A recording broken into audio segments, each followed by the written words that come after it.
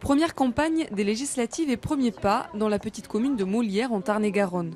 Dans cette première circonscription, parité oblige, la candidate PS-PRG est une femme. Valérie Rabault, économiste de profession.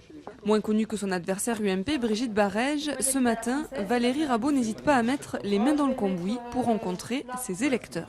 C'est plaisant d'avoir un contact parce que sinon on ne les connaît pas du tout. Et c'est quand même intéressant de voir les personnes. Valérie Rabault se présente d'abord comme la candidate de François Hollande. Rien d'étonnant, ici le président de la République a recueilli plus de 50% des suffrages. Ce que je sais, c'est que les Français ont donné une majorité à François Hollande, et ici, sur la première circonscription, c'est le cas. Ce qu'il faut maintenant, c'est qu'il puisse mettre en œuvre ses propositions, ses 60 engagements. Et donc ça suppose un vote du Parlement, puisque sur les 60, il n'y a que 3 mesures qui peuvent être mises en œuvre par un décret aujourd'hui. Les électeurs de la première circonscription sont des agriculteurs du département et des habitants de Montauban. Un atout pour la députée sortante qui, en tant que maire de Montauban, bénéficie d'une certaine notoriété.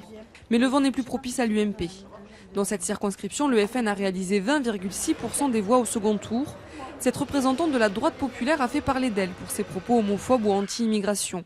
Réélue députée de justesse en 2007, aujourd'hui pour gagner, Brigitte Barège devra réussir à capter une partie de l'électorat d'extrême droite. Moi, je ne fustige pas les électeurs du Front National, c'est clair. Je les comprends.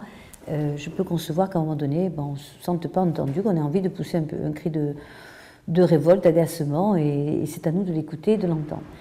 Proche de Nicolas Sarkozy, Brigitte Barège n'a sollicité pour cette campagne le soutien d'aucun cadre de l'UMP, préférant se présenter comme une candidate de terrain.